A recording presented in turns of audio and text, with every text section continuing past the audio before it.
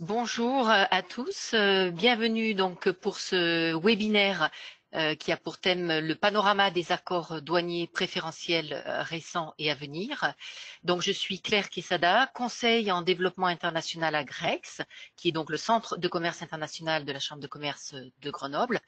Je suis assistée dans cette réunion par Carole Grosjean, qui est également conseiller entreprise. Et donc, c'est Monsieur Aurélien Bertrand de la cellule conseil aux entreprises de la direction régionale des douanes, des droits et des droits indirects de Chambéry qui va intervenir pour cette présentation, qui est arrivée sur ce poste début avril. Stéphanie Damian ne pourra finalement pas assurer cette présentation. Juste quelques mots avant que Monsieur Bertrand ne démarre sa présentation. Vous devez voir déjà à votre écran à droite, vous avez déjà la possibilité de télécharger la présentation si vous le souhaitez. De toute façon, sachez qu'à l'issue de la réunion, la présentation sera envoyée donc lundi, vous sera envoyée dans son intégralité. Une dernière petite précision, sachez que donc vous aurez la possibilité de poser des questions dans le chat qui est prévu donc à droite de votre écran, et on aura une première pause à peu près à mi-chemin de la réunion où vous pourrez poser des questions, et ensuite à l'issue de cette réunion il y aura également une plage prévue pour les questions qui vous viendraient. Voilà, je donc vous laisse Monsieur Bertrand vous présenter et puis débuter la présentation. Merci beaucoup. D'accord, merci Madame Quesada. Donc bonjour, je suis Aurélien Bertrand, donc de la cellule conseil aux entreprises de la direction régionale des douanes de Chambéry. Je vous prie d'excuser ma collègue Stéphanie Damian avec qui nous devions faire cette présentation, mais elle est empêchée, donc je ferai cette présentation seule. Donc il s'agit d'une présentation au sujet d'un panorama sur les accords douaniers de l'Union européenne, des accords récents et ceux à venir. Donc, je démarre cette présentation en suivant le fil de mon diaporama. Alors, j'interviens sur un panorama des accords douaniers préférentiels de l'Union européenne récents à venir en insistant sur leurs aspects douaniers, notamment les règles de l'origine préférentielle attachées à ces accords. Je vais commencer mon propos par quelques généralités au sujet de ces accords. Donc, pour vous dire que l'Union européenne a conclu un certain nombre d'accords commerciaux avec des pays ou des groupes de pays. Ces accords commerciaux ont pour objectif, entre autres, de lever les barrières tarifaires, que sont les droits de douane, et aussi des barrières non tarifaires, c'est-à-dire certaines formalités, en vue de favoriser le commerce entre les pays signataires en facilitant l'accès aux marchés concernés. Donc, ces accords de l'Union européenne doivent faciliter les échanges de marchandises entre l'Union et les pays signataires de ces accords. Les avantages et bénéfices liés à ces accords sur un plan douanier peuvent être obtenus sous certaines conditions, notamment la présentation de preuves de l'origine préférentielle des marchandises lorsqu'elles sont dédouanées. L'actualité de ces accords commerciaux de l'Union européenne est accessible sur le site internet de la douane à l'adresse que je vous indique sur cette diapositive. Donc, vous trouverez sur cette page du site internet de la douane les informations sur tous les accords commerciaux de libre-échange de l'Union européenne. Je poursuis mon propos sur les généralités en intervenant au sujet du classement tarifaire des marchandises. Alors, avant toute opération de dédouanement, il convient pour les opérateurs de veiller à connaître l'espèce tarifaire, c'est-à-dire la nomenclature douanière des marchandises concernées. L'espèce tarifaire, c'est la dénomination assignée à une marchandise dans le tarif douanier. Elle est composée d'une nomenclature chiffrée et d'un libellé pour chaque produit. Je vous informe ou vous rappelle que le système harmonisé, abrégé SH, qui correspond aux 6 premiers chiffres d'une nomenclature tarifaire douanière, est utilisé dans plus de 200 pays et représente 98% des échanges mondiaux de marchandises à l'international. Donc, pour vos opérations de dédouanement, il est fondamental de classer correctement vos marchandises dans la nomenclature douanière et donc de déterminer au plus juste l'espèce tarifaire, la nomenclature douanière de ces marchandises. J'en viens à des notions générales sur l'origine et l'origine préférentielle, la définition et les avantages de cette notion. L'origine d'une marchandise, c'est le lien économique qui unit une marchandise et un pays au regard de ses conditions d'obtention, de fabrication ou de transformation. Donc l'origine, c'est la nationalité économique de la marchandise, donc le pays auquel elle est attachée en fonction de sa nature, de son mode d'obtention. Une marchandise a toujours une origine de droit commun, qu'on appelle aussi en termes douaniers une origine dite non préférentielle. Cette origine de droit commun ou origine non préférentielle permet, dans les opérations de dédouanement, l'application de droits de douane et la mise en œuvre de mesures de politique commerciale telles que des contingentements, l'application de quotas ou la mise en œuvre de droits anti-dumping. Les accords commerciaux conclus entre l'Union européenne et ses partenaires confèrent aux marchandises de l'Union échangées avec ces différents pays des avantages tarifaires qui sont liés à une origine dite préférentielle des produits. Donc, pour bénéficier de cette origine préférentielle propre aux marchandises et reconnue par les parties signataires de ces accords commerciaux, les marchandises doivent remplir des conditions fixées par le protocole origine de l'accord conclu avec le pays concerné. Donc, dans chaque accord commercial conclu entre l'Union européenne et les différents partenaires commerciaux, les différents pays partenaires, eh bien, il y a dans cet accord un protocole origine. Et dans ce protocole origine sont présentées, définies les règles qui confèrent à une marchandise l'origine préférentielle pour chaque partie de l'accord et donc la reconnaissance des caractères de cette origine préférentielle dans les échanges entre les deux parties.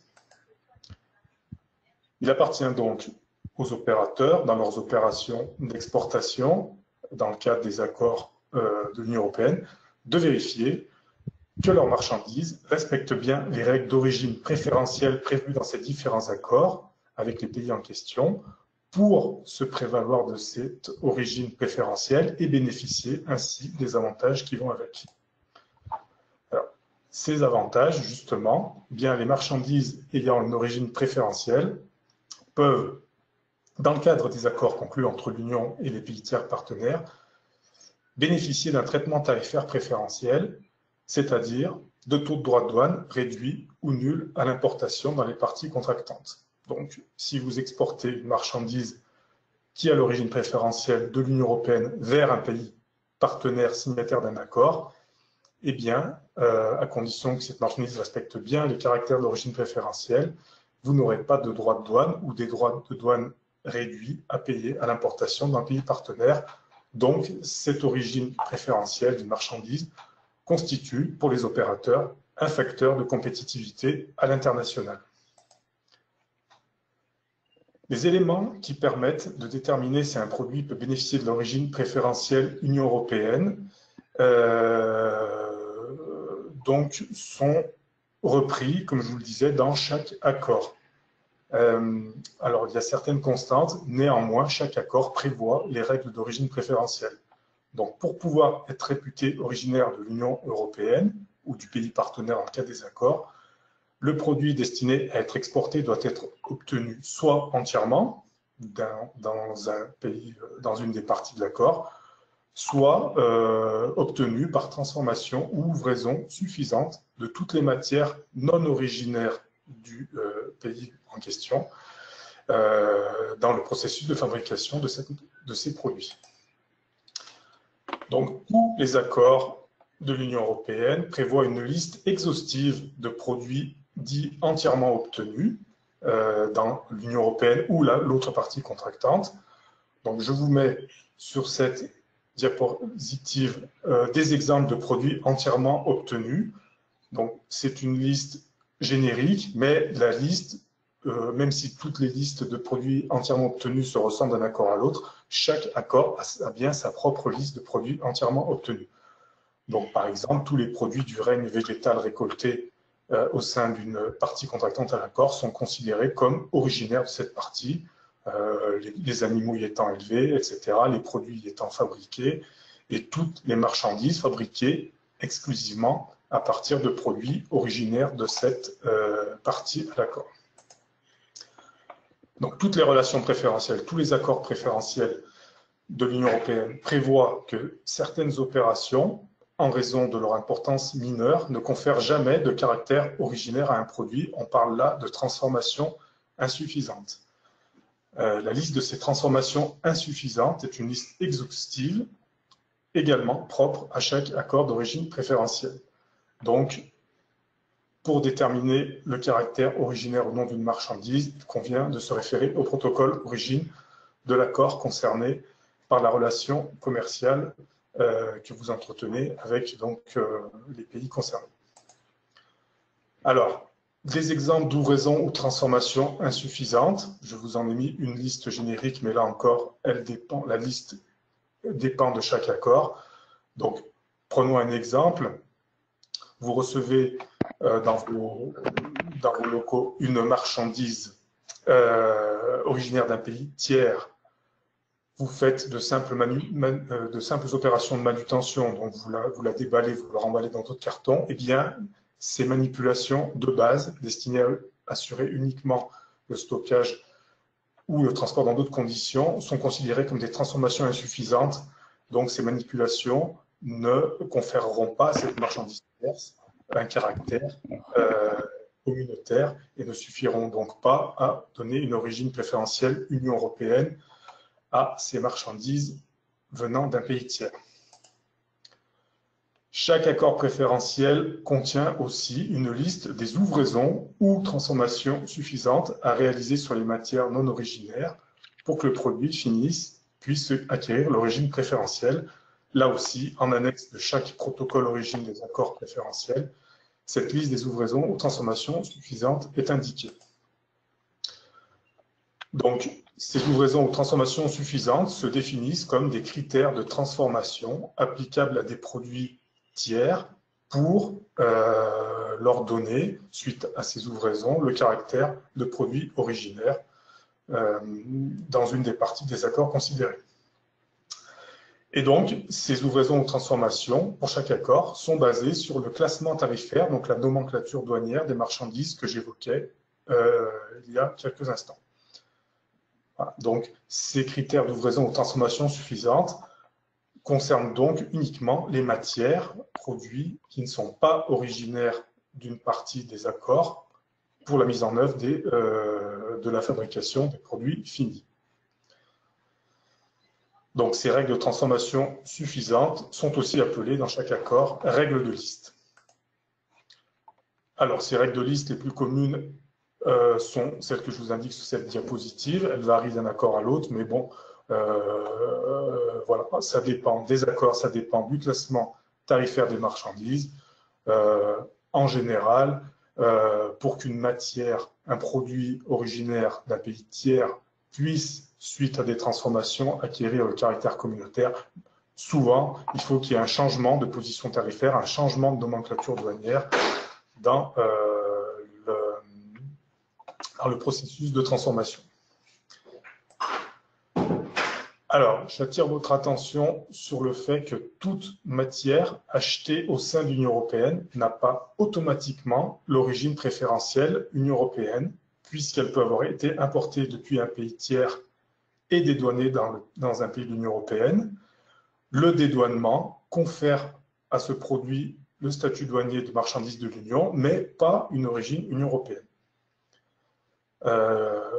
Également, une matière peut avoir été produite dans l'Union européenne, mais pas suffisamment transformée selon les règles que je viens d'évoquer pour acquérir une origine Union européenne.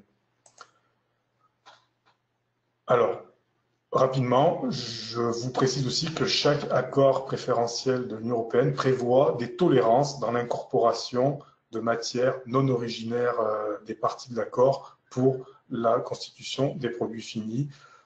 Ce sont en général des pourcentages qui sont exprimés 10 à 15% de la valeur du produit final en général. Là aussi, tout ceci est propre à chaque accord. Alors, j'en viens maintenant au document justificatif de l'origine préférentielle. Donc, cette origine préférentielle que je viens de définir et d'évoquer, elle doit être justifiée pour pouvoir bénéficier, pour que l'opérateur qui la met en œuvre puisse bénéficier des avantages qui y sont liés. En droit commun, le justificatif de l'origine préférentielle doit, en principe, être présenté au moment du dédouanement. Ces documents justificatifs de l'origine préférentielle diffèrent selon les accords. En droit commun, dans de nombreux accords de l'Union européenne, la justification d'origine préférentielle est apportée en fonction du pays de destination par des certificats sous forme papier, certificats EUR1 ou EURMED, qui sont établis par l'exportateur ou son représentant et visés par les services douaniers. Cette procédure nécessite pour chaque exportation un déplacement au bureau de douane pour faire viser ces certificats d'origine. Toutefois, en cette période de crise épidémique que nous connaissons actuellement, je vous signale simplement que des facilités sont prévues pour la gestion de ces certificats d'origine, avec notamment la possibilité d'utiliser des copies transmises par voie dématérialisée, par mail, par les opérateurs à leur bureau de douane, à condition que les pays destinataires de la marchandise concernée par ces certificats appliquent la réciprocité. Donc, avant d'avoir recours à ces copies de certificats, rapprochez-vous de votre bureau de douane pour être certain que le pays vers lequel vous souhaitez exporter sous couvert de ces certificats accepte bien ces processus allégés, ces processus dématérialisés, le temps de la crise épidémique que nous vivons actuellement. Attention encore, certains accords préférentiels de l'Union européenne parmi les plus récents, notamment celui avec la Corée du Sud, celui avec le Canada, celui avec le Japon ou encore celui avec Singapour, ne prévoient plus la possibilité de recourir à ces certificats papier visés par le bureau de douane. Donc, ces accords récents ne reconnaissent plus les certificats EUR. Dans ces cas-là, seule une déclaration d'origine de l'opérateur sur facture ou sur un autre document commercial constitue un justificatif d'origine préférentielle. Donc, en général, pour les exportations d'un montant supérieur à 6 000 €, il est alors impératif pour les opérateurs d'avoir un statut soit d'exportateur agréé, soit d'exportateur enregistré, selon les accords.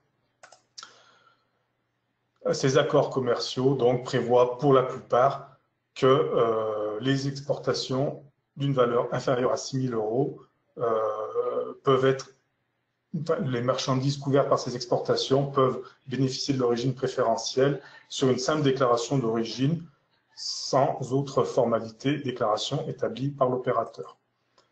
Au-delà du seuil de 6 000 €, c'est le seuil qui est repris dans la plupart des accords, l'opérateur doit bénéficier d'un statut particulier, ce que j'évoquais. Je vous indique simplement que ce seuil de 6 000 € est élevé à 10 000 € pour l'accord d'association entre l'Union européenne et les territoires d'outre-mer.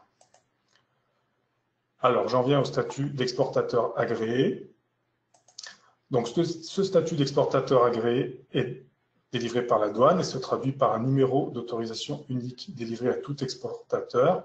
Ce statut d'exportateur agréé permet à l'opérateur, dans le cadre des accords commerciaux au sein desquels ce statut est connu, de certifier lui-même sur sa facture ou un autre document commercial l'origine préférentielle de ces marchandises sans avoir besoin donc de présenter des certificats de notre nature auprès de la douane. Donc, le statut d'exportateur agréé allège et simplifie les formalités documentaires pour les opérateurs à l'exportation et donc permet à leurs clients de bénéficier de taux de droit de douane réduits ou nuls. Donc, l'opérateur, avec ce statut, se dispense de passer au bureau de douane pour viser ces certificats d'origine. Pour obtenir ce statut d'exportateur agréé, eh bien, une demande auprès de la douane doit être établie en utilisant le formulaire dédié que vous trouvez directement sur le site internet de la douane, au lien que je vous ai mis sur cette diapositive.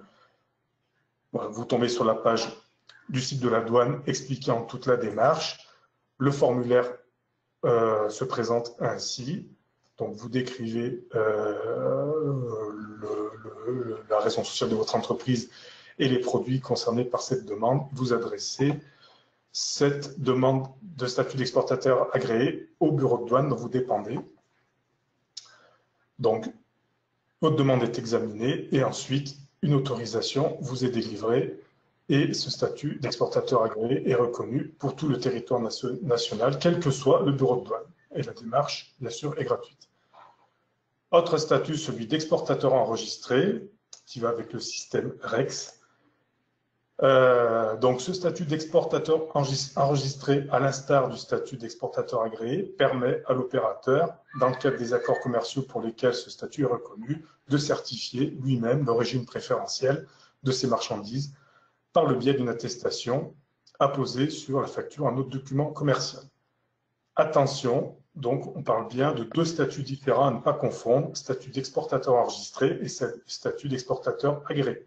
Pour les accords avec le Japon et le Canada, eh bien, ce statut d'exportateur enregistré, comme nous le verrons, est obligatoire pour justifier l'origine préférentielle de vos marchandises à destination de ces pays pour tout envoi de plus de 6 000 €. L'obtention du statut d'exportateur enregistré se traduit par la délivrance d'un numéro d'identification du numéro REX à reporter sur les déclarations d'origine. Ce numéro REX est délivré une fois pour toutes et il est utilisable dans toutes les déclarations d'origine à destination de pays reconnaissant le statut d'exportateur enregistré.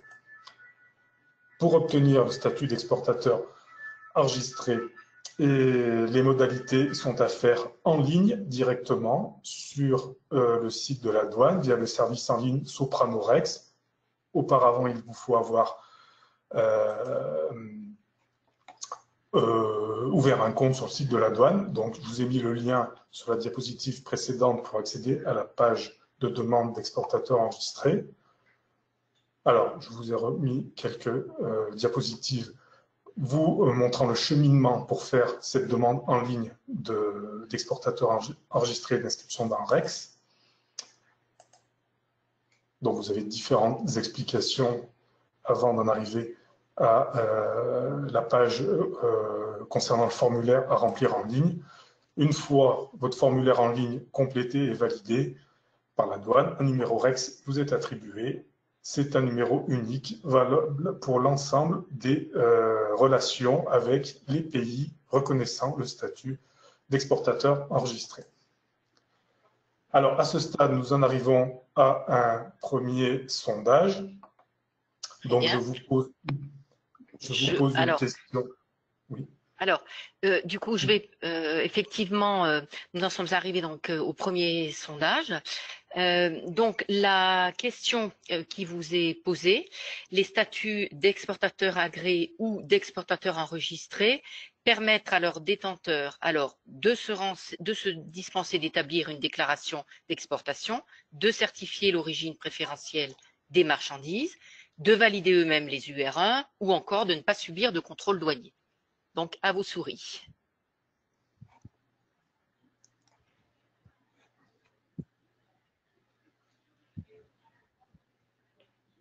Alors, je pense qu'on a déjà, j'attends peut-être encore un tout petit peu pour voir un petit peu le nombre de personnes qui ont voté. Et puis, je vous donnerai les pourcentages par rapport aux réponses.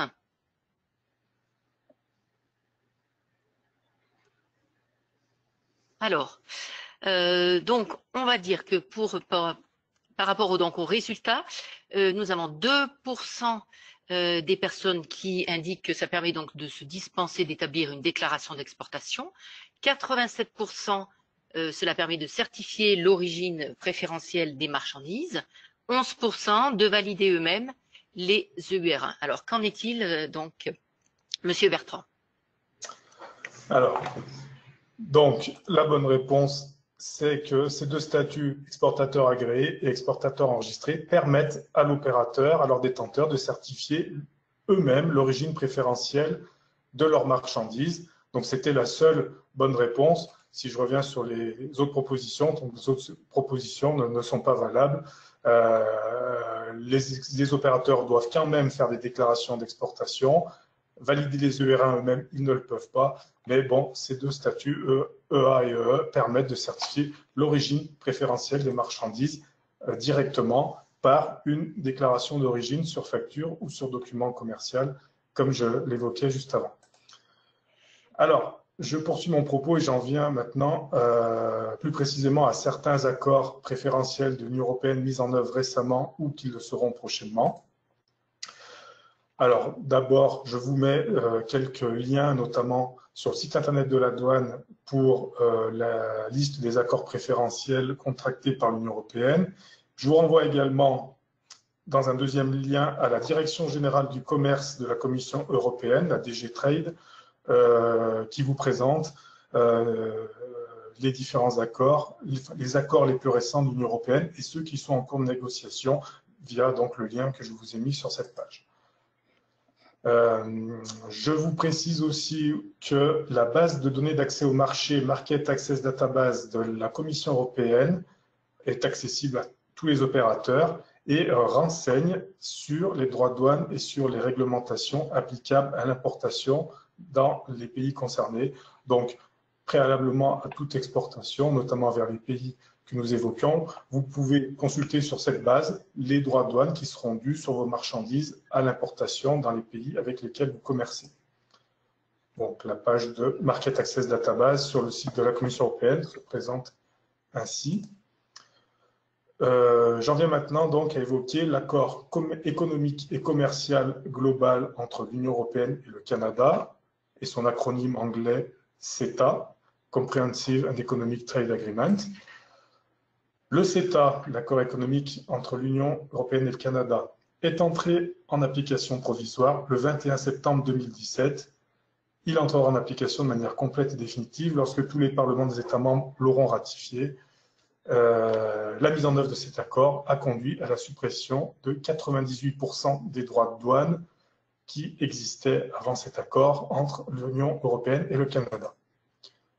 Je vous ai indiqué les références officielles de cet accord, publiées au journal officiel de l'Union européenne du 16 septembre 2017, le lien pour y accéder, et le protocole origine de cet accord, repris dans un autre journal officiel du 14 janvier 2017, accessible via le lien que je vous ai mis ici à partir de la page 443.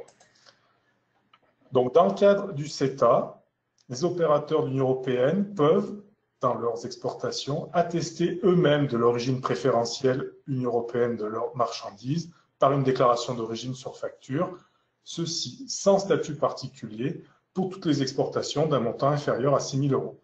Au-delà du seuil de 6 000 €, seuls les opérateurs détenant le statut d'exportateur enregistré peuvent attester eux-mêmes de l'origine préférentielle de leurs marchandises par une attestation d'origine qu'ils rédigent eux-mêmes sur leur facture.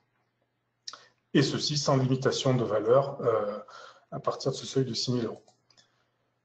Je vous ai mis sur cette diapositive le texte de l'attestation d'origine à inscrire sur la facture pour justifier de l'origine préférentielle. Donc, je l'ai reproduit directement.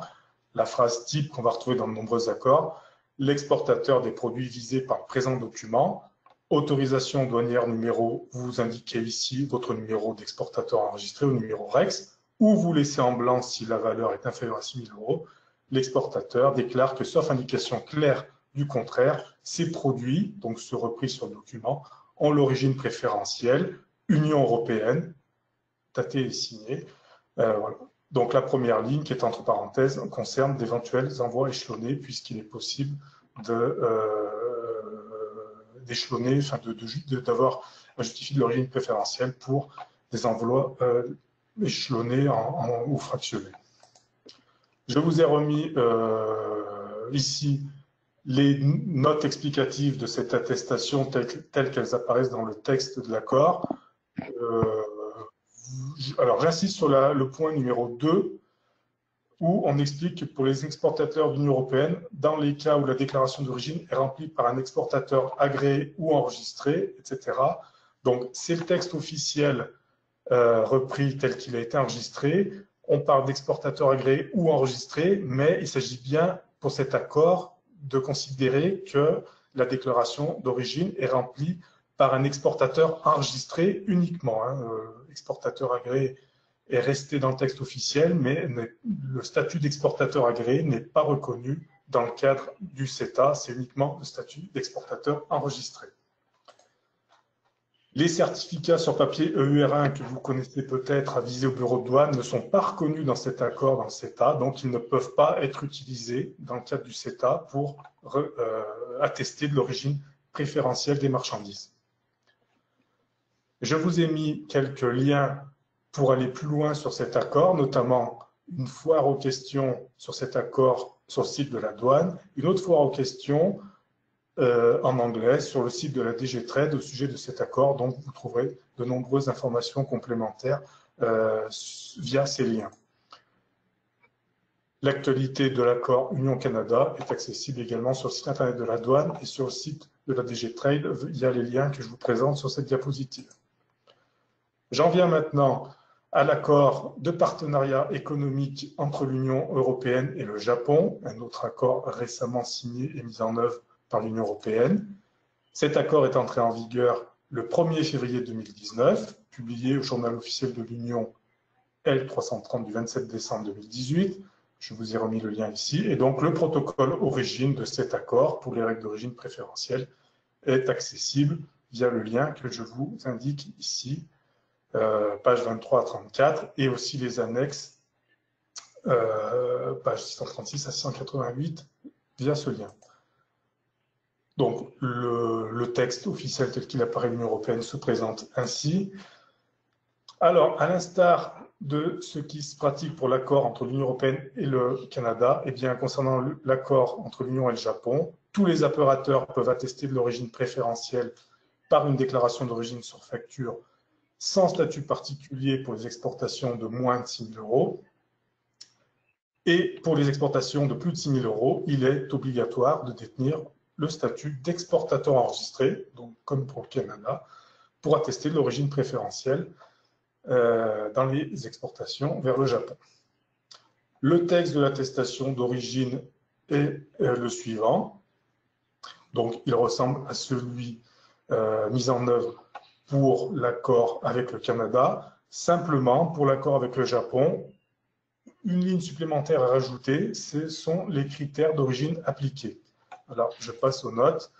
Voilà. Donc, pour justifier par une déclaration d'origine sur facture de l'origine préférentielle Union européenne dans des échanges avec le Japon, il convient d'indiquer par un système de code avec des lettres A, B, C, D, E, les critères qui donnent l'origine préférentielle des marchandises considérées dans les échanges avec le Japon, chaque lettre renvoyant à un article du protocole origine de l'accord. Donc, en fonction de la nature des marchandises que vous exportez vers le Japon, il convient de se reporter au protocole origine pour vérifier à quel code le processus d'obtention de vos marchandises correspond et reporter ce code dans votre déclaration d'origine.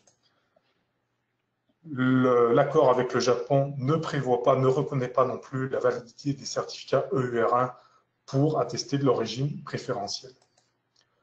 Une particularité de l'accord avec le Japon, c'est que cet accord prévoit aussi, pour les importateurs, la possibilité d'attester de l'origine préférentielle des marchandises par le principe de la connaissance de l'importateur.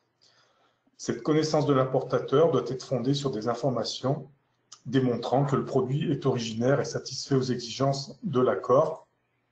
Alors, la particularité, donc, c'est que, comme son nom l'indique, c'est l'autorité douanière du pays d'importation qui va demander à l'importateur des marchandises les informations permettant de définir que le produit a l'origine préférentielle de l'autre partie de l'accord.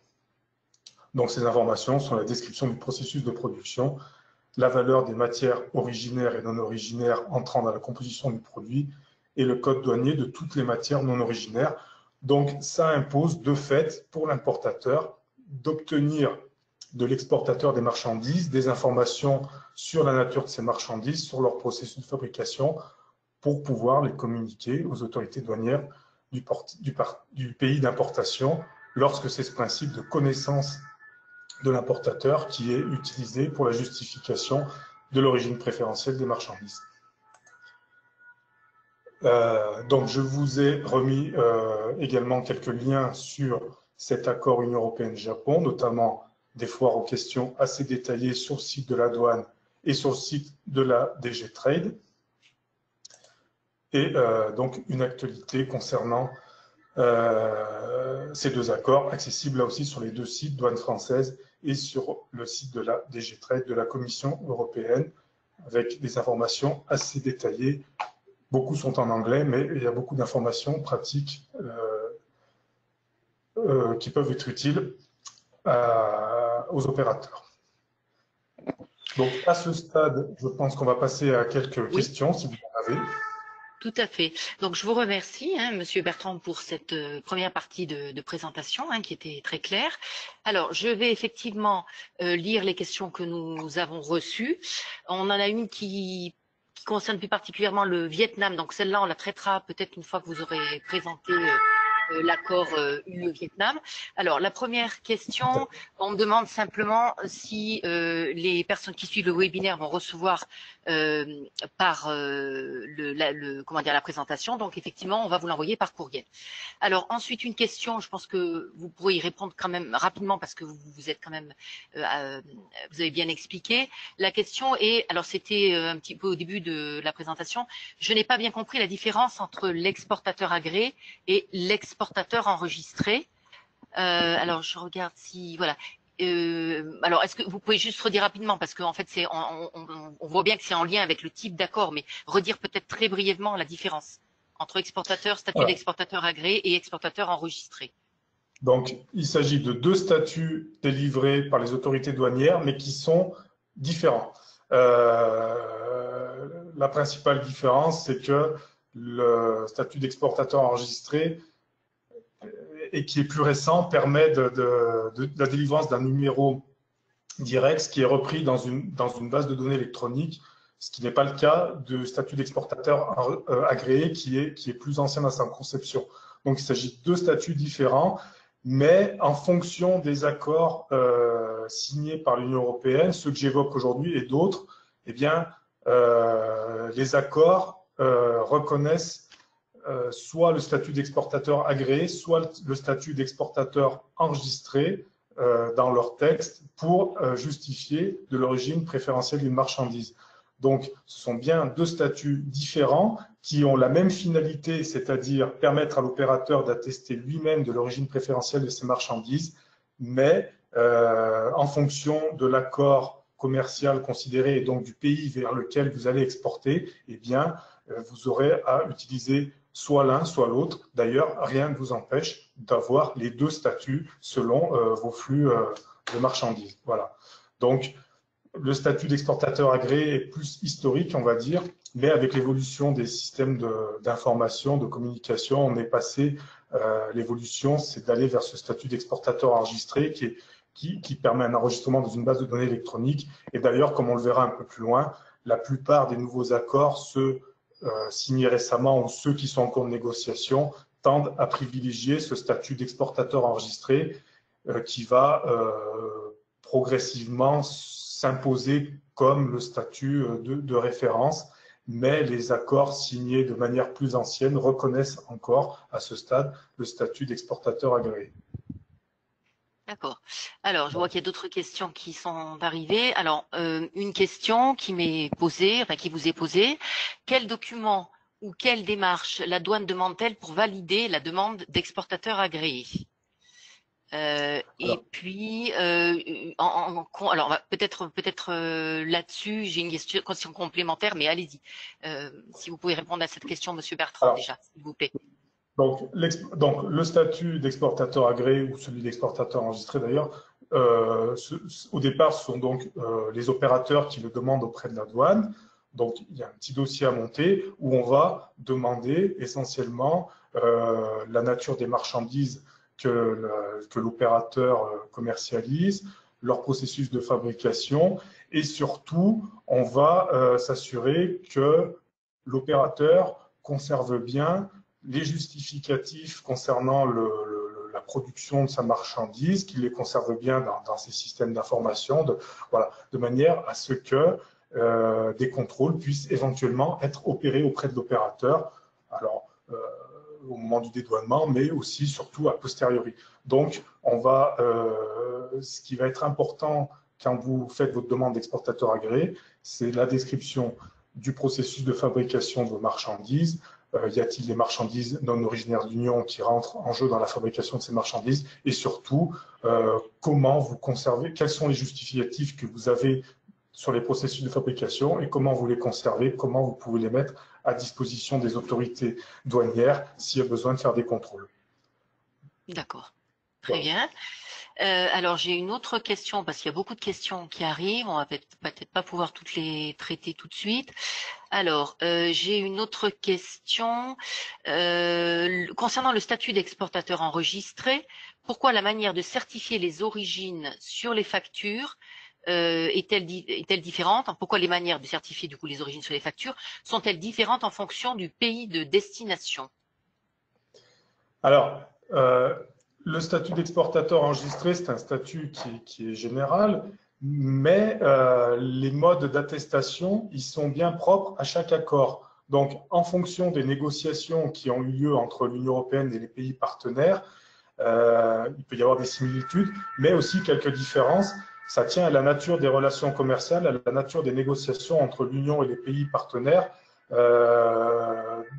dans l'intitulé de ces attestations. Donc, comme je vous le disais, l'attestation avec d'origine dans l'accord avec le Japon est un peu plus complète que celle dans l'accord avec le Canada. Ça tient au fait que les négociations entre l'Union européenne et le Japon ont conclu que dans le cadre précis de cette relation, il fallait aller un peu plus loin dans la description des processus.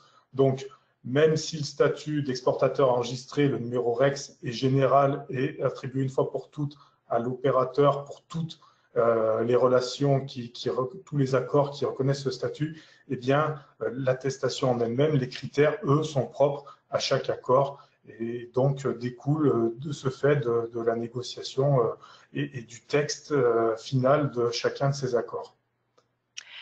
Merci beaucoup. Alors, une autre question. Alors, une origine britannique, Grande-Bretagne, peut-elle être déclarée préférentielle si elle respecte les accords, bien sûr? Autrement dit, la Grande-Bretagne fait-elle toujours des accords UE avec les autres pays? Donc là, c'est la question du Brexit aussi, notamment, qui est derrière, j'imagine. Est-ce que vous pouvez répondre là-dessus, Monsieur Bertrand? À ce stade, la Grande-Bretagne, le Royaume-Uni fait toujours partie de l'Union européenne. On est dans une phase de transition où il y a une recherche d'accord entre l'Union européenne et le Royaume-Uni pour les suites. Enfin, jusqu'au 31 décembre, à ce stade, vu les négociations en cours, jusqu'au 31 décembre 2020, le Royaume-Uni fait toujours partie de l'Union européenne. Concernant l'attestation d'origine Grande-Bretagne, il faut bien comprendre que tous les accords commerciaux douaniers sont signés au niveau de l'Union européenne avec les pays partenaires. Donc, l'origine préférentielle reprise ne peut pas être l'origine d'un pays propre à l'Union. C'est toujours une origine Union européenne puisque les accords concernés sont signés au niveau de l'Union au nom de tous les États membres de tous les États membres de l'Union européenne. Donc, dans tous les accords que j'évoque, lorsque je parle d'origine préférentielle, eh bien, c'est origine préférentielle Union européenne et pour l'autre partie, origine préférentielle Japon, Canada, etc. Mais dans le cadre de ces accords, la notion d'origine préférentielle ne peut pas se rapporter à un ou l'autre des pays membres de l'Union. Très bien, merci beaucoup. Alors, on va prendre une dernière question. Ensuite, on passera donc, on vous laissera dérouler la deuxième partie. Alors, ai-je bien compris, le statut de REX est l'unique possibilité de justification d'origine préférentielle des marchandises dans le cadre des accords entre l'UE et le Japon? Exactement, oui, c'est ça. Pour les envois de plus de 6 000 €, c'est le mode de justification de l'origine préférentielle. Si vous exportez des marchandises pour un montant inférieur à 6 000 €, vous n'avez pas besoin de statut particulier pour attester vous-même de l'origine préférentielle. Vous le faites directement par une mention d'origine sur votre facture. Voilà. Après, à partir du seuil de 6 000 €, il vous faut le statut d'exportateur enregistré. Pour l'accord avec le Japon, je vous ai parlé de la connaissance de l'importateur, qui est un mode de reconnaissance de l'origine préférentielle spécifique à cet accord. Donc, en gros, si vous exportez des marchandises vers le Japon et que vous voulez les justifier par le biais de la connaissance de l'importateur, c'est votre client japonais, l'importateur, qui devra justifier auprès des autorités douanières du Japon de l'origine préférentielle des marchandises d'origine préférentielle Union. Donc, ça impose que vous ayez des liens commerciaux avec votre client au Japon pour lui transmettre des informations qui peuvent parfois être confidentielles, attestant d'origine préférentielle Union. Donc, même si l'accord entre l'Union européenne et le Japon prévoit ce principe de la connaissance de l'importateur, on va dire en gros que ce n'est pas le mode de justification d'origine préférentielle qui est forcément le plus prôné par les instances. Voilà, on va préférer vous orienter vers un statut d'exportateur enregistré qui préservera mieux les intérêts de l'exportateur. Mais là, encore une fois, les négociations entre l'Union européenne et le Japon ont conduit à la mise en place de ce principe de la connaissance de l'importateur, qui est vraiment propre à cet accord Union européenne-Japon, on ne le retrouve pas ailleurs. Mais bon, voilà, on va dire que les instances douanières ne plaident pas trop pour l'utilisation de ce mode de reconnaissance. Très bien. Voilà. Merci beaucoup, Monsieur Bertrand. Donc, je vais vous laisser continuer à dérouler votre présentation, et puis on refera donc une séance questions. Donc, à l'issue, donc une fois que vous aurez terminé votre présentation. D'accord. Voilà. Entendu.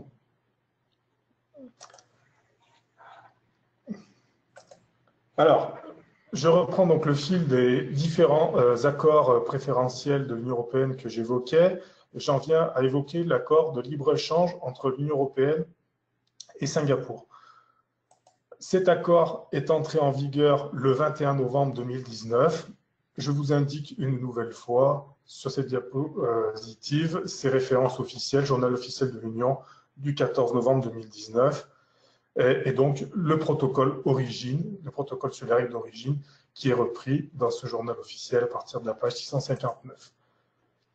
Dans le cadre de cet accord, on retrouve le seuil de 6 000 € en dessous duquel tout opérateur de l'Union exportant vers Singapour peut attester lui-même de l'origine préférentielle par une déclaration d'origine sur facture, donc pour toutes les exportations de moins de 6 000 €. Au-delà du seuil de 6 000 €, le seul moyen d'attester de l'origine préférentielle dans vos exportations, c'est d'avoir le statut d'exportateur agréé. Donc, attention, pour cet accord, la justification d'origine préférentielle se fait bien par le statut d'exportateur agréé, donc qui vous est indispensable pour des exportations de plus de 6 000 € vers à destination de Singapour.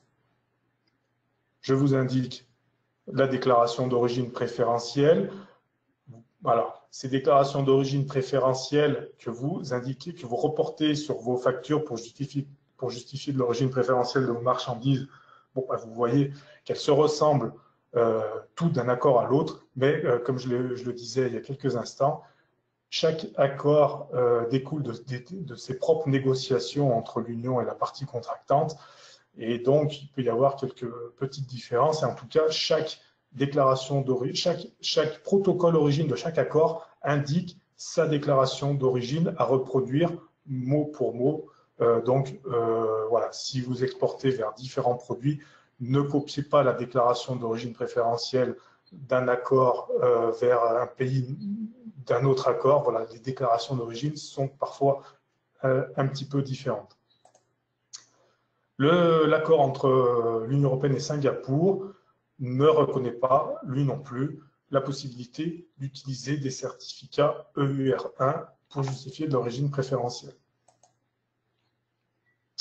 Pour cet accord également, vous trouvez une foire aux questions assez détaillée sur le site de la Commission européenne, sur le site de la DG Trade, la DG Commerce, la Direction générale du commerce de l'Union européenne.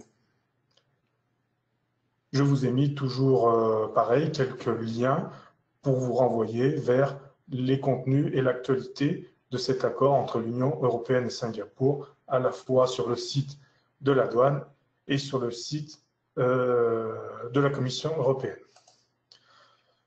Alors, j'évoque maintenant l'accord, ou plutôt la décision d'association des pays et territoires d'outre-mer à l'Union européenne. C'est un accord qui est ancien, mais qui a connu quelques évolutions récemment. Donc, cette association pays d'outre-mer Union européenne date de 2013, mais l'annexe 6 de cette décision relative aux notions de produits originaires a été modifiée en décembre 2019. Alors, un petit rappel, ces pays et territoires d'outre-mer sont des pays rattachés sous souveraineté de certains États de l'Union européenne, mais ils ne font pas partie du territoire de l'Union européenne et donc ne font pas partie du territoire douanier de l'Union européenne. Donc, des opérations de dédouanement existent entre ces pays et territoires. Je vous ai remis la liste de ces pays et territoires. Vous y retrouvez notamment la Nouvelle-Calédonie ou encore la Polynésie française, mais aussi le Groenland sous souveraineté danoise, ou certaines îles des Antilles ou de l'Atlantique sous souveraineté britannique ou néerlandaise. Alors, cet accord, cette décision d'association est unilatérale, c'est-à-dire que l'Union européenne accorde une exemption de droits de douane aux marchandises originaires de ces pays et territoires d'outre-mer. Toutefois, même si l'accord est unilatéral, chacun de ces pays ou territoires peut lui aussi accorder des exemptions de droits de douane aux marchandises originaires de l'Union. Donc, depuis le 1er janvier 2020, c'est là l'évolution principale de cet accord, l'attestation d'origine dans les échanges entre l'Union européenne et ses pays et territoires d'outre-mer est apposée directement par l'exportateur sur facture, hein, c'est une déclaration d'origine sur facture, mais pour cet accord, le seuil est à 10 000 €. Donc, on est plus haut que l'habituel seuil des 6 000 € pour les autres accords.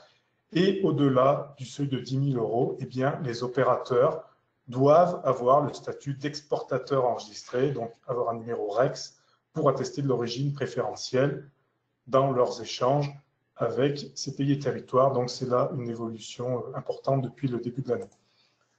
Je vous ai reporté donc, le texte de l'attestation d'origine.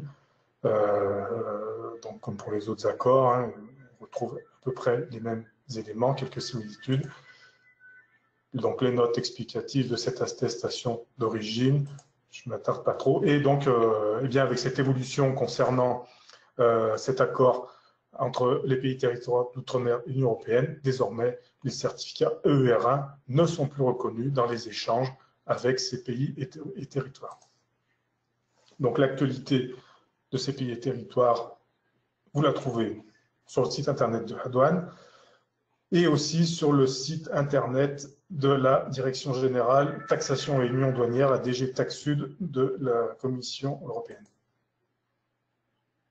Et pour des informations plus générales sur ces pays et territoires d'outre-mer, la Direction générale du développement de la Commission européenne donne aussi de nombreux éléments d'information. J'en viens à évoquer l'accord entre l'Union européenne et le Vietnam. Alors, les informations que j'évoque ici au titre de cet accord restent à titre indicatif puisque cet accord entre l'Union européenne et le Vietnam n'a pas encore été publié au journal officiel de l'Union à ce stade. Toutefois, le texte de l'accord est publié par la Commission et il est accessible directement à tout un chacun sur le site internet de la douane avec son protocole origine. Voilà, donc je vous rappelle que cet accord entre l'Union européenne et le Vietnam a été signé le 30 juin 2019. Le Parlement européen l'a approuvé le 12 février 2020 et cet accord a ensuite été conclu par le Conseil de l'Europe. Et donc cet accord entrera en application lorsqu'il aura été ratifié par l'Assemblée nationale vietnamienne, ce qui devrait être fait en principe courant 2020, même si on n'a pas de date exacte. Une fois mis en œuvre, cet accord permettra la suppression de 99% des droits de douane entre les deux partenaires. Alors, cet accord prévoit une période transitoire au cours de laquelle les opérateurs de l'Union peuvent attester de l'origine préférentielle par une déclaration d'origine sur facture sans statut particulier pour les exportations de moins de 6 000 €. Au-delà, le texte indique que c'est le statut d'exportateur agréé qui doit être utilisés pour attester de l'origine préférentielle pour un seuil supérieur à 6 000 €.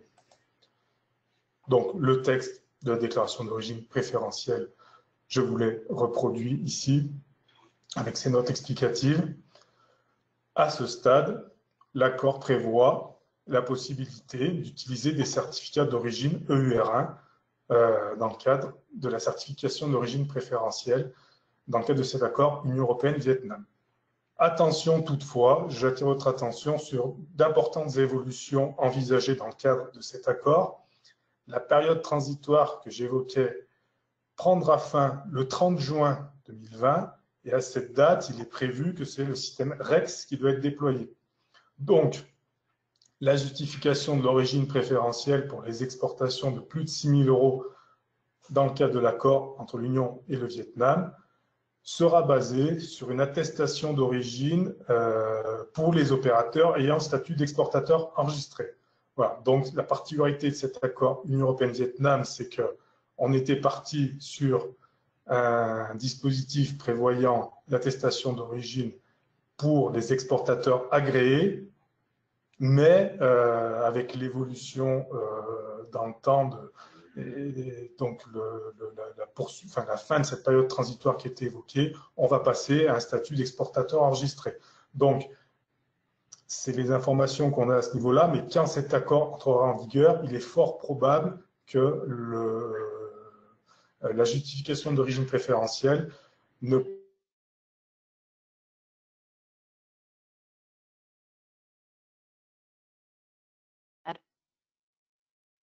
Allô?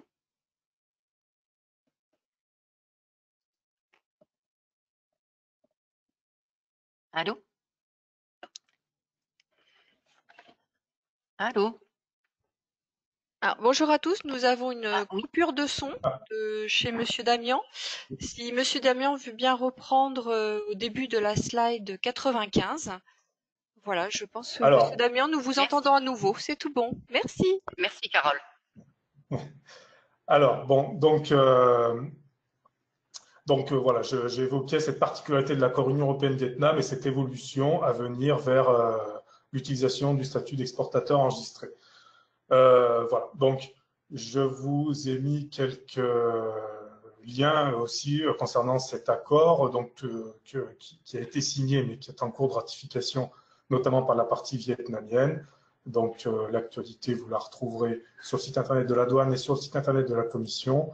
Et puis, concernant spécifiquement cet accord, j'attire votre attention sur le fait que la Direction générale du commerce, la DG Trade, a publié un guide pratique de l'accord Union européenne-Vietnam que vous trouverez à l'adresse que je vous indique sur cette diapositive. Ce guide pratique est rédigé en anglais, mais il est assez fourni et assez assez complet, assez lisible.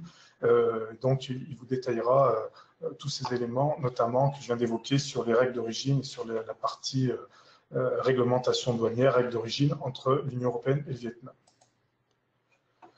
Alors, j'évoque maintenant l'accord entre l'Union européenne et le Mexique. Attention, là encore, cet accord entre l'Union... De nouveau, problème. Bonjour Monsieur Bertrand, nous avons à nouveau une coupure apparemment de réseau. Monsieur Bertrand, est-ce que vous voulez bien parler, voir si nous vous entendons? Alors, je crois qu'il y a une nouvelle coupure de son. Voilà, Monsieur Bertrand, nous vous entendons à nouveau, donc vous pouvez reprendre au début de la slide 98. Merci. Voilà, donc j'évoquais le nouvel accord Union européenne-Mexique qui est en cours de ratification, donc pas encore officiellement publié. Il va remplacer un accord précédent qui datait de 1997, qui est donc destiné ce nouvel accord est destiné à améliorer cet accord existant au bénéfice des deux parties signataires. Alors, bien que l'accord ne soit pas officiellement publié, les textes de l'accord, eux, sont accessibles sur le site de la Commission européenne. Et donc, bon, là, je vous indique qu'il y a un processus juridique actuellement en cours de ratification de cet accord au sein des instances européennes avec une navette entre la Commission, le Parlement et le Conseil de l'Europe. Mais les textes sont accessibles sur le site de la Commission européenne à l'adresse que je vous indique ici.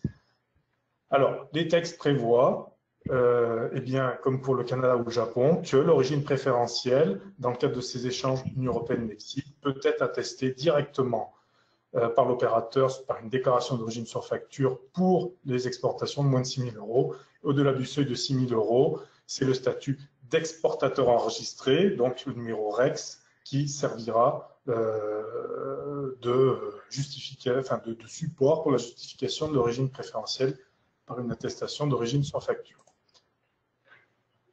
Le texte de l'attestation d'origine, je vous le reporte sur cette diapositive. Donc, à ce stade, les textes de l'accord n'ayant pas encore été traduits dans toutes les langues de l'Union européenne, on n'a que la version anglaise. Mais bon, à terme, normalement, l'accord sera traduit dans toutes les langues de l'Union. Je vous indique les différentes notes explicatives pour cette attestation d'origine. Alors, il n'y a pas de petit 3. Voilà, le texte tel qu'il est publié actuellement n'a pas repris le point 3 des notes. Il faut savoir aussi que dans le cadre du processus de ratification, il y a tout un processus de relecture de ces accords. Donc, il y a peut-être des choses qui vont être corrigées lorsque le texte de l'accord sera définitivement publié. Cet accord Union européenne-Mexique ne prévoit pas la possibilité d'utiliser des certificats EUR1. Voilà, donc voilà, une fois aux questions sur cet accord Union européenne-Mexique en anglais est accessible sur le site de la Commission, de même que l'actualité de cet accord. Et je passe donc à l'accord suivant qui concerne l'accord commercial entre l'Union européenne et le Mercosur. Je vous rappelle que les pays composant le Mercosur sont l'Argentine, le Brésil, le Paraguay et l'Uruguay. Le Venezuela, qui faisait partie du Mercosur, a été suspendu de l'institution depuis quelques années.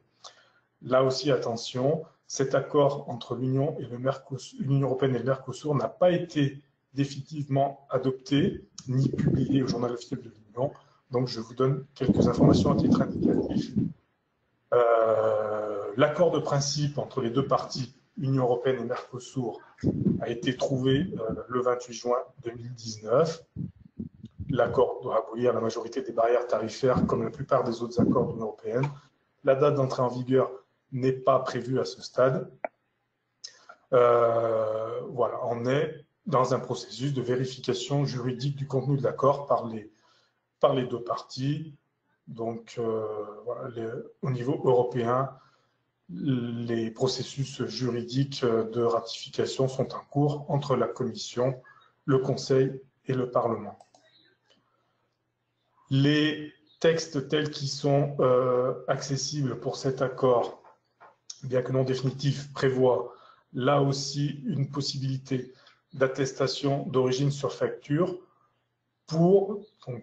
concernant les exportateurs de l'Union européenne, pour les opérateurs ayant le statut d'exportateur enregistré et donc ayant un numéro REX.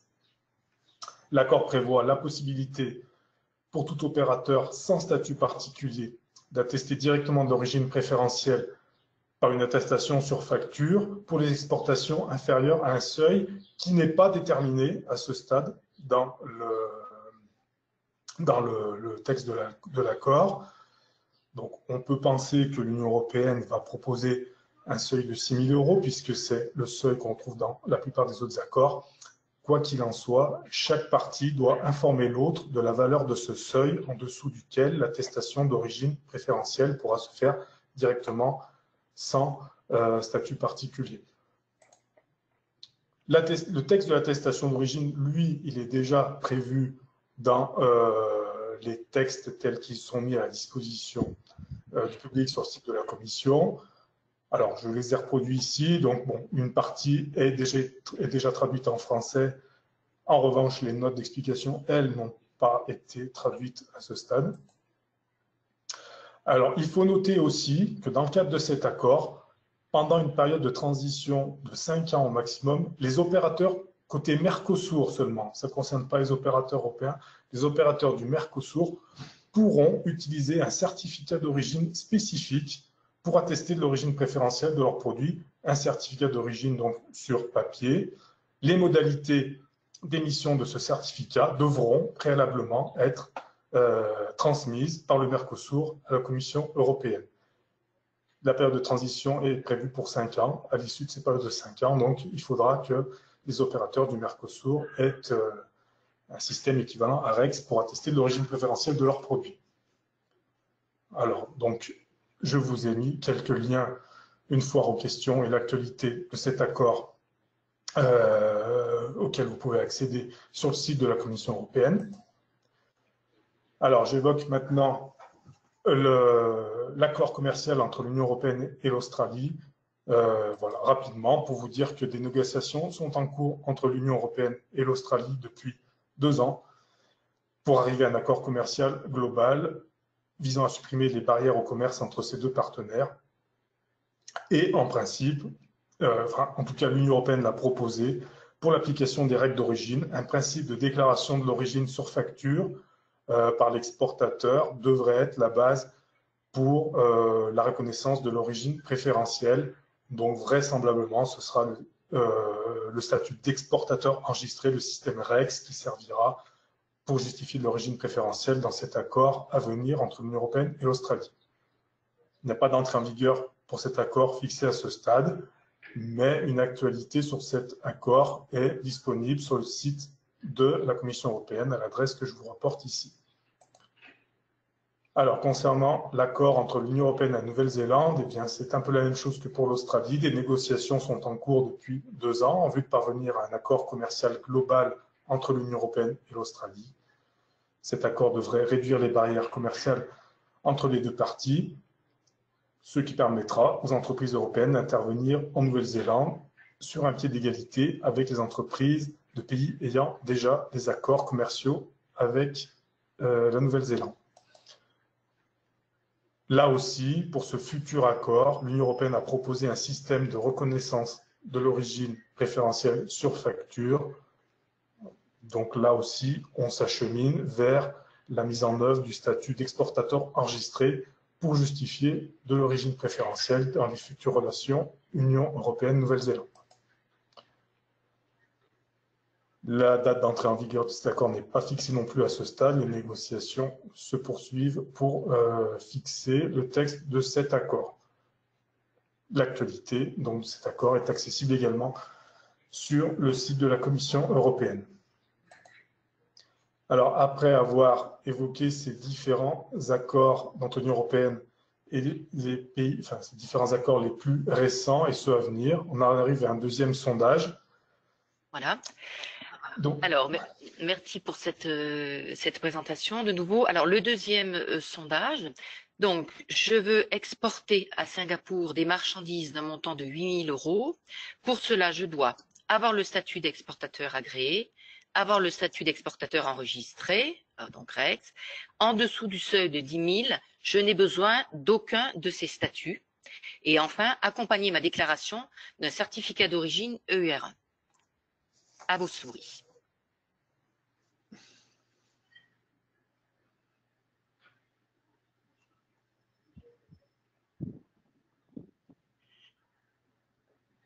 Alors, on va attendre encore un petit peu pour laisser le temps à tout le monde de s'exprimer.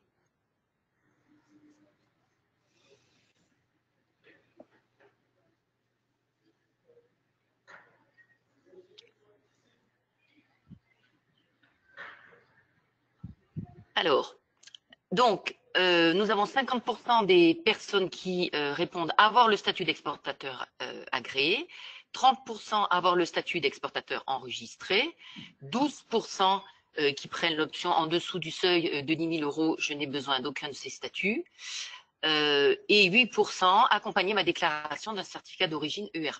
Qu'en est-il, Monsieur Bertrand? Alors, donc la bonne réponse, c'est avoir le statut d'exportateur agréé. Donc, je reviens sur la question. Hein, donc, dans les relations entre l'Union européenne et Singapour, c'est le statut d'exportateur agréé qui est reconnu comme nécessité pour attester de l'origine préférentielle directement. Bien que ce soit un accord récent, on est encore sur un statut d'exportateur agréé qui est plus ancien. C'est un peu la particularité de cet accord. Le statut d'exportateur enregistré n'est pas reconnu dans le cadre de cet accord. Et donc, le seuil en dessous duquel on peut attester de l'origine préférentielle sans statut particulier dans l'accord avec Singapour est de 6 000 €, donc, et non pas 10 000. Et concernant la quatrième proposition, eh bien, l'accord entre l'Union européenne et Singapour ne reconnaît pas la possibilité d'utiliser des certificats ER1 pour justifier de l'origine préférentielle. Donc, voilà, dans les relations avec Singapour, pour une exportation de plus de 8 000 €, vous devez avoir le statut d'exportateur agréé. Alors, je poursuis et termine mon propos en revenant à quelques généralités. J'évoque le renseignement tarifaire contraignant pour vous indiquer que, en cas de doute sur le classement tarifaire de votre marchandise à la nomenclature douanière, je vous rappelle, comme je disais tout à l'heure, qu'il est fondamental pour attester de l'origine préférentielle de vos marchandises, de savoir à quelle position tarifaire elles se classent pour vérifier selon quelles règles elles peuvent bénéficier de l'origine préférentielle. Eh bien, si vous avez un doute sur le classement tarifaire de vos marchandises, vous pouvez demander à la douane un renseignement tarifaire contraignant, un RTC. Ce RTC permet de sécuriser le classement dans la nomenclature douanière des marchandises importées ou exportées. Ce RTC lie l'ensemble des administrations douanières de l'Union européenne. Il est valable 3 ans à partir de sa délivrance et il peut être demandé gratuitement à la douane. Une base de données de la Commission européenne, la base EBTI, disponible sur le site de la Commission européenne, le site Europa, fournit des informations sur les renseignements tarifaires contraignants délivrés dans toute l'Union. Les renseignements tarifaires contraignants engagent en effet les administrations douanières de toute l'Union. Cette base EBTI est consultable à l'adresse que je vous indique ici. Donc voilà, vous avez un formulaire à remplir pour faire votre recherche. Cette demande de RTC peut être effectuée de manière dématérialisée sur le site internet de la douane via le service en ligne Soprano RTC. Et je vous rappelle que la douane s'engage à vous répondre dans un délai de 120 jours à partir de la date d'acceptation de votre demande. J'évoque aussi le renseignement contraignant sur l'origine, le RCO. Eh bien, comme pour le RTC et l'espèce tarifaire, la procédure du RCO, du renseignement contraignant sur l'origine, sécurise les données déclaratives relatives à l'origine de vos marchandises. Donc, si vous avez un doute sur l'origine de vos marchandises, dans le cadre de vos échanges, le RCO que vous demandez à la douane valide l'origine d'une marchandise à importer ou exporter, on regarde son processus d'obtention, et donc ce RCO sécurise vos opérations à la fois pour vous et pour vos clients. Donc, si vous avez un doute sur l'origine de vos marchandises, vous pouvez demander ce RCO à la douane. Donc, le RCO vous sécurise et vous permet ainsi de bénéficier des avantages commerciaux et tarifaires liés à l'origine préférentielle lors de vos opérations d'importation et d'exportation. Ce RCO est valable 3 ans. Il lie les services douaniers de l'Union européenne, tous les services douaniers de l'Union, et il leur est opposable tant que les informations transmises lors de la demande de RCO restent les mêmes. Vous devez établir une demande de RCO pour chaque type de marchandise à chaque fois qu'un élément du processus est susceptible d'en modifier l'origine. Pour refaire votre demande de RCO, vous devez le faire sur un formulaire à télécharger sur le site internet de la douane. Vous transmettez ensuite ce formulaire au service douanier et l'administration s'engage à vous répondre dans un délai de 120 jours. Je vous ai reproduit ici la page du site internet de la douane concernant le renseignement contraignant sur l'origine, donc vous expliquant bien les finalités et la démarche pour l'obtenir. Je vais évoquer rapidement le statut d'opérateur économique agréé. Je vous informe ou je vous rappelle que le statut d'opérateur économique agréé, ou OEA, offre certaines facilités et simplifications douanières pour ses détenteurs. Il permet aussi une reconnaissance comme partenaire commercial sûr et fiable par les pays tiers qui ont mis un programme similaire en place. Donc, ça peut déboucher sur d'importants avantages commerciaux pour son détenteur. Ce statut d'OEA délivré par la douane est reconnu dans toute l'Union européenne et dans les pays signataires d'accords de reconnaissance mutuelle sur le statut d'OEA et leurs pendants dans ces pays. Donc la Norvège, la Suisse, le Japon, Andorre, les États-Unis ou encore la Chine reconnaissent le statut d'OEA, donc le statut européen d'OEA. Et des projets d'accords de reconnaissance mutuelle existent aussi avec le Canada, Hong Kong, le Maroc ou encore la Nouvelle-Zélande. Donc, à terme, ces accords de reconnaissance mutuelle du statut d'OEA devraient se développer avec les principaux pays partenaires commerciaux de l'Union européenne. Il existe deux types de statut OEA, simplification douanière et sécurité, sûreté. Les deux autorisations peuvent être détenues simultanément. Alors, je vous renvoie sur le site internet de la douane pour plus d'informations. Votre demande de statut OEA doit être accompagnée d'un questionnaire d'auto-évaluation qui ressemble à ceci. Et une fois que vous demandez ce statut, votre entreprise sera auditée par des agents des douanes. Donc, je vous ai mis les liens tant pour la douane que pour la Direction générale Taxe Sud de la Commission européenne pour avoir plus d'informations sur le statut d'OEA. Quelques compléments pour terminer. Bon, je vous remets le site internet de la douane. Vous avez quand même des mises à jour fréquentes de l'actualité douanière au sens large. Également, consultez le site lekiosque.finance qui vous renvoie sur les statistiques du commerce extérieur publiées par la douane, donc dans le cadre de vos opérations à l'exportation vers les pays que nous avons évoqués plus largement. Ce site sur les statistiques du commerce extérieur de la France peut vous donner des données détaillées qui peuvent vous aider dans vos opérations commerciales. Voilà, ce site ressemble à cette page que je vous présente. Vous avez les possibilités de faire des extractions de données par pays, par produit. Voilà. Et donc, pour terminer, je vous rappelle les coordonnées de mon service, la cellule conseil aux entreprises de la Direction régionale des douanes de Chambéry, compétente pour le département de la Savoie et l'arrondissement de Grenoble pour ce qui est de l'Isère. La partie, les arrondissements de Vienne et de la Tour du Pin, eux étant rattachés à mes collègues de la Direction régionale des douanes de Lyon. Donc Stéphanie Damian et moi-même faisons partie de ce service de la cellule conseil aux entreprises des douanes de Chambéry. Voici nos coordonnées. J'en ai fini de mon propos, donc, et j'écoute vos questions, s'il y en a. Bon, merci beaucoup, Monsieur Bertrand, pour cette présentation très claire et complète. Alors, j'ai beaucoup de questions. Je pense qu'on n'aura pas le temps de répondre à toutes d'ici la fin du webinaire, mais de toute façon, je vous les transmettrai et on répondra aux personnes qui n'ont pas pu effectivement avoir les réponses. Alors, donc, j'essaye de voir un petit peu. J'ai des questions. Donc, l'accord UE-Vietnam, donc la date de mise en place, ça vous en avez parlé. Hein, vous avez indiqué la date de cette. Alors, oui, dites-moi. En principe, courant 2020, la date exacte n'est pas connue.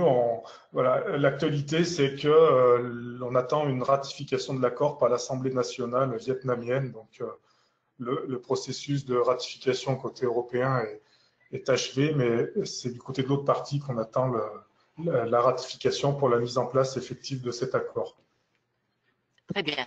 Alors, une autre question sur l'accord UE-Vietnam, où vous y avez répondu, mais c'est peut-être pour se refaire préciser. Pour l'accord UE-Vietnam, statut exportateur agréé jusqu'au 30 juin 2020, si accord ratifié, d'ici cette date. Sinon, exportateur enregistré après cette date, 30 juin 2020. Oui. Si accord non ratifié d'ici le 30 juin 2020, est-ce bien cela? Oui, c'est ça, oui. Donc, voilà, les textes tels qu'ils sont publiés, c'est statut d'exportateur agréé et possibilité d'utiliser les EUR1 pendant la période transitoire. Et donc, voilà, récemment, il y a quelques jours, donc j'ai appris que bon, la période transitoire s'achève au 30 juin. Et à partir du 30 juin, c'est le système REX, le statut d'exportateur enregistré, qui sera mis en place.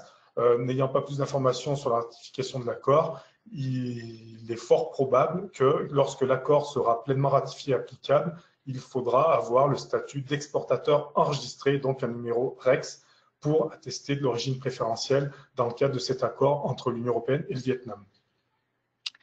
Très bien, merci beaucoup. Alors, une autre question. Alors, peut-être une deuxième question sur le Vietnam et puis après, on passera peut-être. Alors, j'ai une question. Voilà, il me semblait que c'était dans le cas, en fait, d'une triangulaire. Donc, dans le cas d'une triangulaire, je suis basée en métropole. J'achète au Vietnam et je revends à la Réunion avec un flux physique direct. Le Vietnamien me fournit sa facture avec son numéro REX certifiant l'origine Vietnam. Je refais une facture au Réunionnais. Comment je certifie l'origine auprès de mon client réunionnais? Puis-je apposer le numéro REX du Vietnamien ou mon numéro REX? Ou dois-je faire un certificat d'origine? Est-ce que c'est bon ou est-ce que vous voulez que je reprenne la question, Monsieur Bertrand? C'était bon pour vous? Non, c'est bon pour moi. Alors, bon, certificat d'origine,